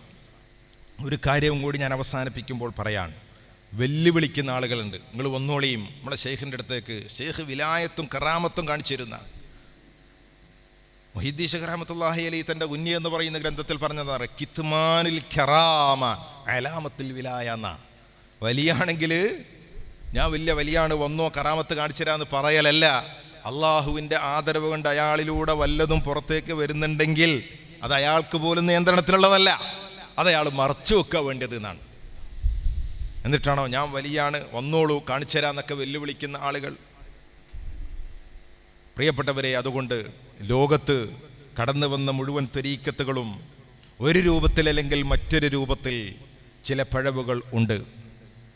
സുന്നത്ത് ജമാഅത്തിൻ്റെ യഥാർത്ഥ മാർഗമെന്ന് പറയുന്നത് അള്ളാഹുവിൻ്റെ ഗ്രന്ഥവും മുത്തു മുസ്തഫ സല്ലല്ലാഹു അലൈഹി വസല്ലമയുടെ സുന്നത്തും അനുസരിച്ച് ജീവിക്കുകയാണ്. നബിയും സഹാബികളും എങ്ങനെ ജീവിച്ചോ ആ വഴിയിലൂടെ ജീവിക്കുകയാണ്. അവിടെ നിന്ന് വിട്ട് ഒരു ഷെയ്ഖ് പറഞ്ഞതാണ് ദീനെന്ന് മനസ്സിലാക്കുമ്പോൾ അവിടെ പുതിയ ഇബാദത്തുകൾ ഉണ്ടാകും, പുതിയ സ്വലാത്ത് ഉണ്ടാകും, പുതിയ ദിക്റുണ്ടാകും, പുതിയ വിശ്വാസം ഉണ്ടാകും. അന്ധമായി മരിച്ചാലും ആ ഷെയ്ഖ് ഞാൻ നമ്മളെ നിയന്ത്രിക്കാമെന്ന് തീരുമാനിക്കും. അങ്ങനെയാണ് ഓരോ ഷേഖന്മാരും എൻ്റെ മുരീദായാലും നിങ്ങൾ രക്ഷപ്പെടൂ എന്ന് പഠിപ്പിച്ചതൊക്കെ. ഇപ്പോഴും ഉണ്ടല്ലോ, ലോകത്തെ നിയന്ത്രിക്കുന്ന ഔലിയാക്കന്മാരുടെ കൂട്ടത്തിലാണ് നമ്മുടെ ചില ഷേഖന്മാരെന്നൊക്കെയാണ് പറയുന്നത്. ഞാൻ പറയാറുണ്ട്, അങ്ങനെയെങ്കിൽ എത്രയെത്ര കൃഷ്ണങ്ങൾ പരിഹരിക്കാമായിരുന്നു. ഇപ്പോൾ കോഴിക്കോടിനടുത്ത് ആ വലിയ സ്ഥാപനത്തിന് മുമ്പിൽ കുട്ടികൾ സമരം ചെയ്യാൻ, ലോകം നിയന്ത്രിക്കുന്ന ഔലിയാക്കന്മാരുടെ ഒരു വലിയൻ്റെ സ്ഥാപനത്തിന് മുമ്പിൽ കുട്ടികൾ സമരം ചെയ്യാൻ.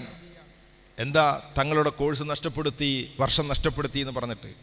ഇതൊന്നും ലോകം നിയന്ത്രിക്കുന്ന വലിയ അറിയുന്നില്ലേ എന്ന് നമ്മൾ ചോദിക്കാറുണ്ട്. ഞാൻ അവസാനിപ്പിക്കുകയാണ്. ത്വരീക്കത്തുകളെ പിന്തുണച്ചും ത്വരീക്കത്തുകൾക്ക് അംഗീകാരം കൊടുത്തും, ചില ത്വരീക്കത്തുകൾ മോശമാണെന്നൊക്കെ പറഞ്ഞ് ചിലതിന് അംഗീകാരം കൊടുത്ത് കേരളത്തിൽ സമസ്തക്കാർ പലപ്പോഴും ജനങ്ങളെ വഴികേടിലാക്കിയിട്ടുണ്ട്. ത്വരീക്കത്തുകൾ എന്ന് പറയുന്നത് മിക്കതിൻ്റെയും അടിസ്ഥാനം ചെന്ന് ചേരുന്നത് ഷിയായിസത്തിലേക്കാണ്. അള്ളാഹുവിൻ്റെ വിശുദ്ധ ഖുർആനിനും തിരുസുന്നത്തിനും വിപരീതമായ ഒരുപാട് ബിദ്അത്തുകളും അന്ധവിശ്വാസങ്ങളും സൂഫിസത്തിലൂടെ തരീക്കത്തിലൂടെ കടന്നു വരുന്നുണ്ട്. അതുകൊണ്ട് തിരിച്ചറിയുക, ശരിയായ ഇസ്ലാം തസവുഫിൻ്റെ ചില ഭാഗങ്ങളെ അംഗീകരിക്കുന്നു. ഞാനത് ആദ്യം പറഞ്ഞിട്ടുണ്ട്. ഇസ്ലാമിൽ തൗബയുണ്ട്, ഇസ്ലാമിൽ മനസ്സംസ്കരണമുണ്ട്, ദുശ്ചിന്തകളെ മാറ്റിത്തീർക്കലുണ്ട്, നല്ല ഉപദേശങ്ങളെ ശ്രവിക്കലുണ്ട്, നല്ല സംസ്കരണ ചിത്തനായി ജീവിക്കലുണ്ട്. പക്ഷെ അതിന് ഒരു ശൈഖ് പറഞ്ഞതുപോലെ ജീവിച്ചാലേ സാധ്യമാകൂ എന്നില്ല. അങ്ങനെയാണെങ്കിൽ തന്നെ എന്ത് പറഞ്ഞാലും അത് മതമാണെന്ന് ധരിക്കുന്നിടത്തേക്ക് ത്വരീക്കത്തെത്തിക്കുന്നത് കൊണ്ടാണ് നാം അതിനെ എതിർത്തുകൊണ്ടിരിക്കുന്നത്. അങ്ങനെ ശരിയായ വഴി അള്ളാഹുവിൻ്റെ ഖുർആനിൻ്റെയും സുന്നത്തിൻ്റെയും അടിസ്ഥാനത്തിലാണ് എന്ന് ചിന്തിക്കുകയും അത് മുറുകെ പിടിച്ച് ജീവിക്കുകയും ചെയ്യുക. അള്ളാഹു അനുഗ്രഹിക്കുമാറാകട്ടെ. ഏത് വിധേനയും നമ്മുടെ മനസ്സംസ്കരണത്തിന് ഇതാ റമദാൻ ആഗതമാവുകയാണ്. ഇത്തരം ത്വരീക്കത്തിലെത്തിയാലേ നമ്മൾ സംസ്കരണ ചിത്തരാകൂ എന്ന് നമ്മൾ ചിന്തിക്കേണ്ടതില്ല.